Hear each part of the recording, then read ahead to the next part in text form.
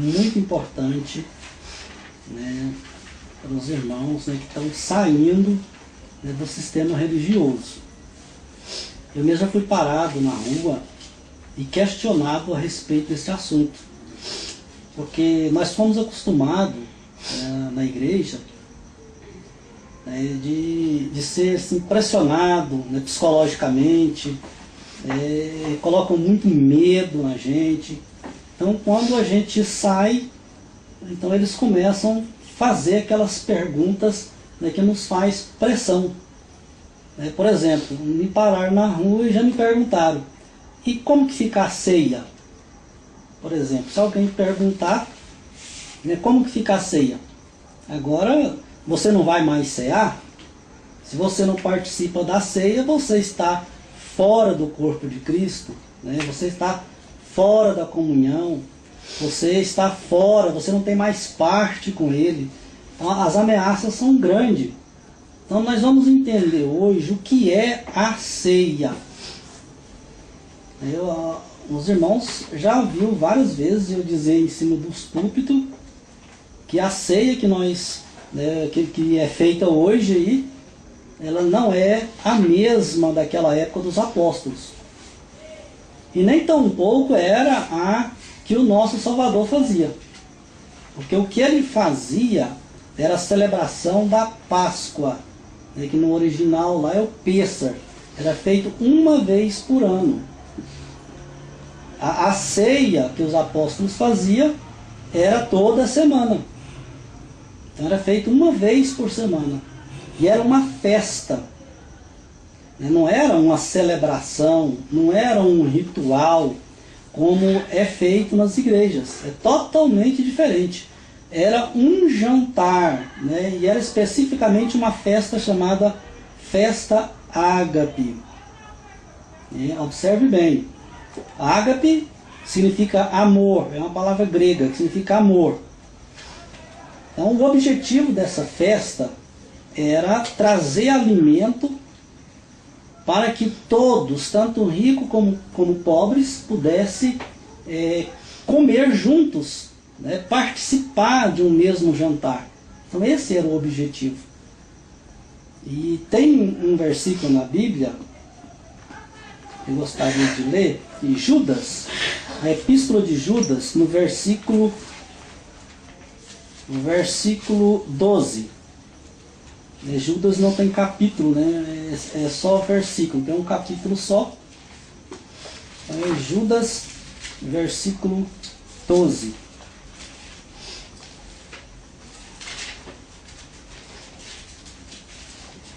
Estes são manchas em vossas festas de caridade, banqueteando convosco e apacentando-se a si mesmos, sem temor. São nuvens sem água, levadas pelos ventos, de uma para outra parte. São como árvores murchas, infrutíferas, duas vezes mortas, desarraigada.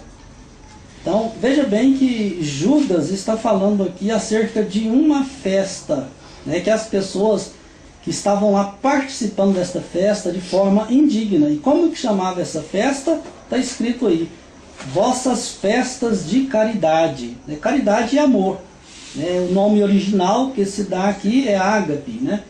Então era a festa que eles se reuniam ali para demonstrar o amor, para cultivar o amor para com o próximo. E só que o que Judas está condenando aqui foi o mesmo que Paulo condenou lá em 1 Coríntios 11, onde está o texto, né, da ceia. O apóstolo Pedro também falou dessa mesma festa, na segunda epístola de Pedro, no capítulo 2, no versículo 13. Recebendo o galardão da injustiça, pois que tais homens têm prazer nos deleites cotidianos. Nódoas são eles, e máculas, deleitando-se em seus enganos, para é quando se banqueteiam convosco, né? Aqui ele estava, versículo 13. Ele está falando aqui dessa mesma festa, né? O qual Judas se referiu. Agora, vamos estudar o texto da ceia agora, dentro da ótica original, tá certo? Porque essa festa aqui, né, que querem colocar como sendo a ceia feita na igreja, essa festa que os apóstolos faziam, ela terminou, ela cessou no 3º século. Foi quando Constantino proibiu essa festa. E no lugar desta festa entrou o quê? Entrou a Eucaristia, né? Que é conhecido aí entre os católicos, a Eucaristia. E dessa Eucaristia que saiu esta ceia que as igrejas evangélicas fazem hoje. Então nós vamos entender que a ceia que era feita naquela época não tem nada a ver com a ceia que é feita nas igrejas. Primeiro porque era um jantar. Se realmente as igrejas quisessem fazer uma ceia parecido com aquela, primeiro eles tinham que fazer um grande jantar na igreja. E convidar as pessoas que não têm nada para comer juntos, né? Compartilhar o pão com cada um. Então aí sim, iam ter uma festa, né? Uma ceia parecida com a dos apóstolos. Vamos estudar o texto da ceia em 1 Coríntios. Vamos agora ver dentro da ótica original. 1 Coríntios 11, vamos ver a partir do versículo 17. Vamos entender o que realmente estava acontecendo naquela época. Então vamos ver se isso aqui é uma celebração mesmo, ou se simplesmente era uma janta, né? Nisto, porém, que vou dizer-vos, não vos louvo, porquanto vós ajuntais não para melhor, senão para pior.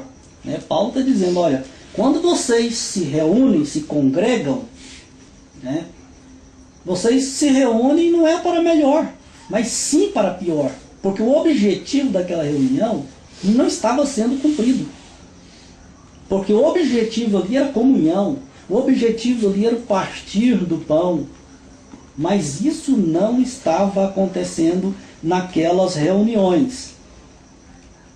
Porque antes de tudo, ouço que quando vos ajuntais na igreja, no caso aqui no original não é igreja, eles colocaram igreja para dar mais ênfase, né, à instituição religiosa, mas a igreja aqui no caso é congregação, ou seja, ajuntamento, né? Quando vocês se reúnem na congregação, há entre vós dissensões, e em parte eu creio. Ou seja, existia muita fofoca naquela época, né? Que Paulo tinha recebido muita notícia também de coisas que ele não acreditava muito que estava acontecendo. Mas tinha coisas que ele acreditava, né? Certas contendas que estava havendo, né? Aqueles problemas todos, ele acreditava. Tinha coisas que não. E até importa que haja entre vós heresias, né? Heresias aqui no caso é no sentido de partido. Tomar partido, divisão, era nesse sentido. Para que os que são sinceros se manifestem entre vós. De sorte que quando vos ajuntais num lugar, é na igreja ou é num lugar? Né? Olha a confusão, né, que vai causando. É na igreja ou num lugar? De sorte que quando vos ajuntais num lugar, não é para comer a ceia. Aqui colocou do Senhor, mas no caso, né, a ceia não era do Senhor. Se for um pequeno acréscimo, né, que colocaram, porque o jantar era deles, né, não era para Deus jantar, não era para o Criador ir lá e jantar, não é para o Salvador ir lá e jantar, mas era para eles mesmos, né? Então foi um pequeno acréscimo. Não é para comer a ceia. Vocês não estão aqui para jantar simplesmente. Vocês estão aqui para cumprir um propósito, o qual foi criado em cima dessa janta. É isso que ele está querendo dizer. Porque comendo, né, cada um toma antecipadamente a sua própria ceia. E assim, uns têm fome e outros embriagam-se. Bom, aí quem tinha uma situação melhorzinha, levava, né, a sua janta, do melhor que ele tinha, e colocava lá na mesa. E aqueles que talvez tinham pouco ou talvez nada, com certeza reunia pessoas que talvez nem tinham que jantar, por exemplo. Aí cada um tomava antecipadamente a sua própria ceia. Aqui que criou, né, quando manda esperar uns pelos outros, criou aquele costume na igreja de todo mundo cear de uma vez só, né? Comer o pão e beber o vinho de uma vez só, sendo que não é nesse sentido. Então aquelas pessoas pegavam aquilo que ele trouxe da sua casa e iam comer. Comiam, uns comiam demais, né? Outros, né, que chegavam atrasados na mesa, né, geralmente a pessoa que mais necessitado ficava intimidado de chegar, porque não levou nada, ou não levou quase nada, e ficava por último e ficava sem comer. E outras pessoas entravam no vinho e bebiam demais. Então era uma bagunça, ninguém respeitava ninguém, ninguém considerava ninguém.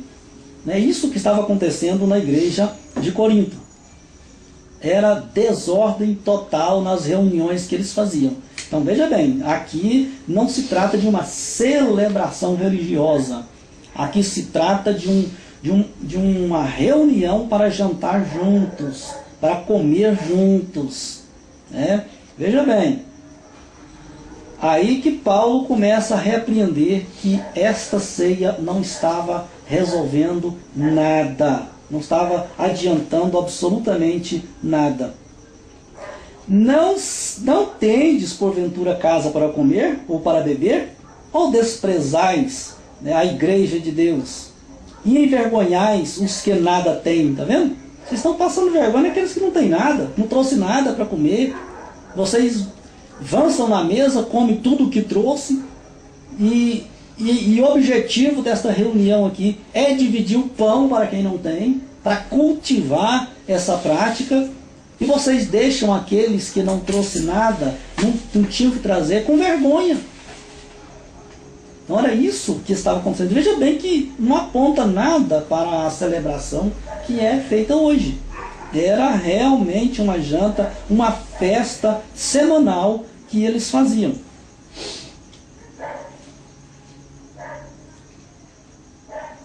Que vos direi? Louvar-vos-ei? Nisto eu não vos louvo. Porque eu recebi do Senhor o que também vos ensinei. Que o Senhor Jesus, na noite em que foi traído, tomou o pão, e tendo dado graça, partiu e disse: Tomai e comei, isto é o meu corpo que é partido por vós. Fazei isto em memória de mim.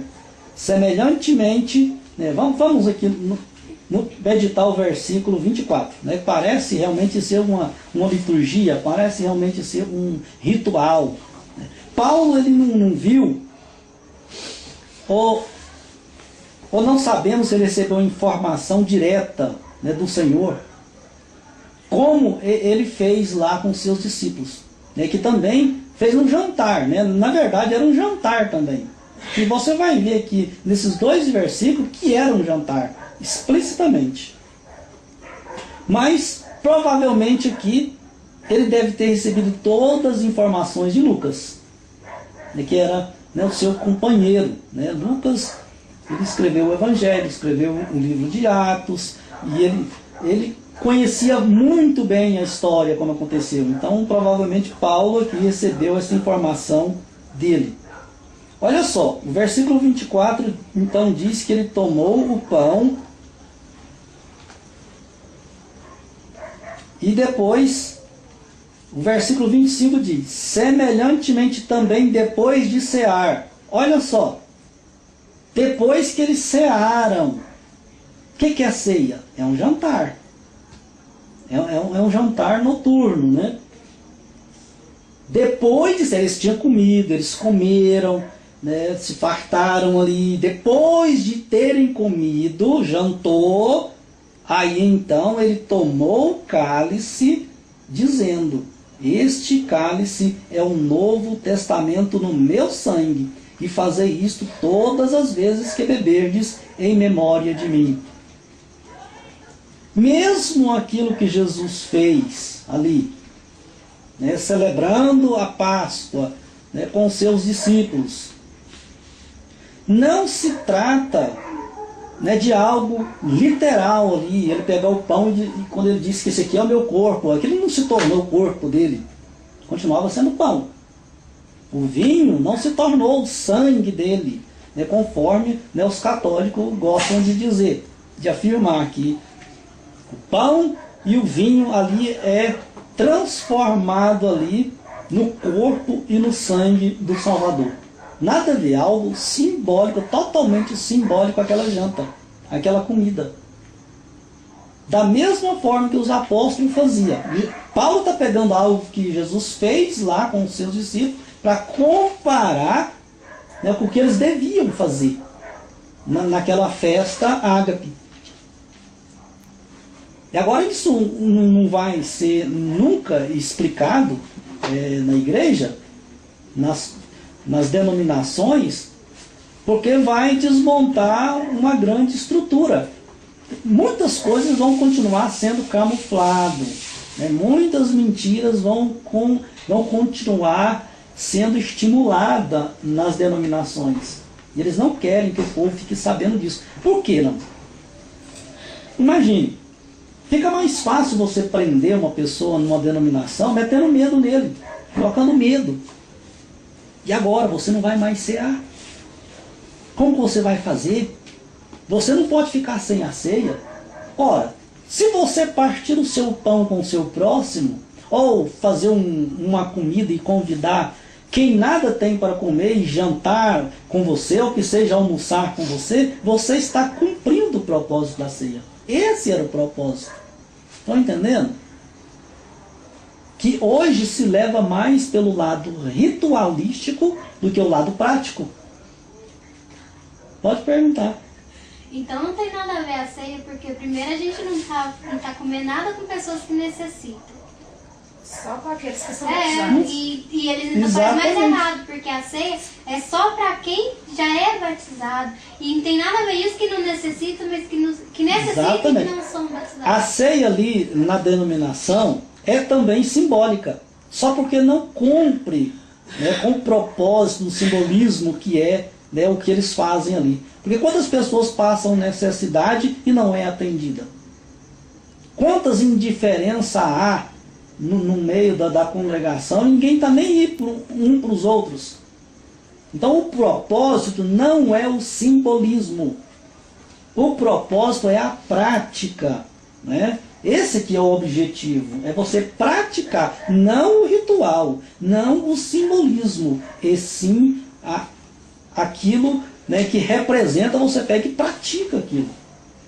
Então o que se as igrejas quisessem realmente fazer uma ceia da forma que os apóstolos faziam, eles deveriam então fazer um grande jantar ali e convidar muitas pessoas necessitadas, pessoas pobres, que não têm o que comer, e convidar para participar dessa janta, para estimular os irmãos a dividir o pão, para estimular os irmãos a fazer uma compra no supermercado e tirar uma parte e dar para quem não tem nada, para servir de estímulo. Esse é o propósito, mas isso não acontece. É a maior dificuldade até para arrecadar alimento, para fazer cesta para as pessoas, porque as pessoas não estão acostumadas com isso, a praticar o amor ao próximo, né? Então, esse aí é o objetivo da religião, esse é o objetivo das denominações, é prender as pessoas fazendo pressões psicológicas, né, como este assunto aqui, e muitos outros que nós vamos ainda falar pela frente, tá certo? E mantém as pessoas em prisões. É por isso que a palavra nos adverte. Para tomar cuidado para que ninguém nos faça presa sua, para que ninguém nos domine, né, nos mantenha em cativeiro, né? Então não foi com esse propósito que o nosso Salvador iniciou, né, aquele grande trabalho que ele começou e mandou os seus seguidores dar continuidade. Não foi para aprisionar as pessoas, não foi para colocar medo nas pessoas e tirar proveito das pessoas, de forma nenhuma. Então a ceia, então vocês podem tirar isso da cabeça. A ceia, ela não é ritualística como ensinam hoje. Entendeu? Se você cumpriu o propósito que os apóstolos faziam ali, né, que foi criado aquela festa para isso, se você cumpriu o propósito, você está fazendo parte do corpo e do sangue do Senhor.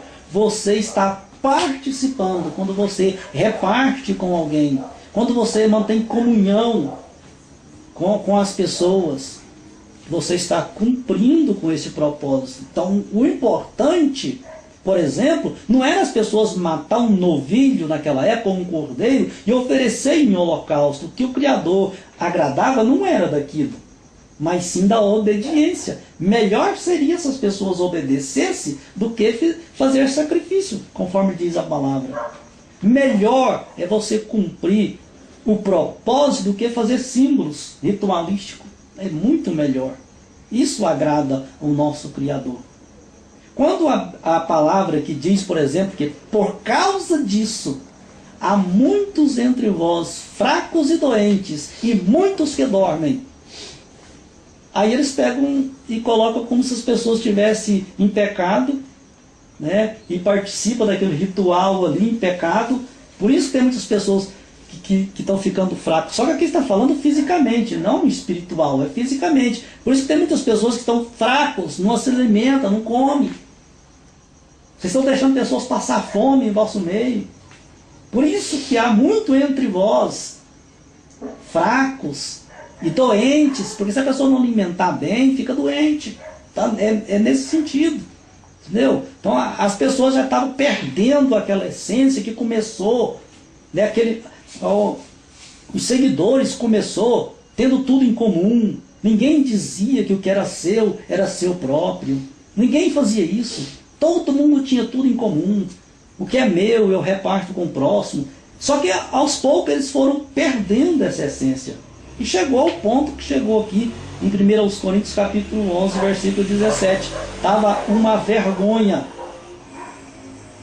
Se naquela época estava uma vergonha, imagina hoje. 2000 anos depois.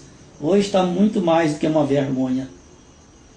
Hoje está uma abominação. Essa é a grande realidade, né? Então quando alguém perguntar para você, e como vai ficar agora a ceia, você pode responder, eu agora vou praticar a ceia. Eu não vou mais participar de um ritual, agora eu vou praticar ela, eu vou repartir com o meu próximo, e agora eu vou agora, né, contribuir para o bem-estar daquele que não tem nada. Eu vou agora me esforçar para ajudar o meu próximo. Então é dessa forma, né, que nós devemos fazer. Essa é a maneira correta. Amém?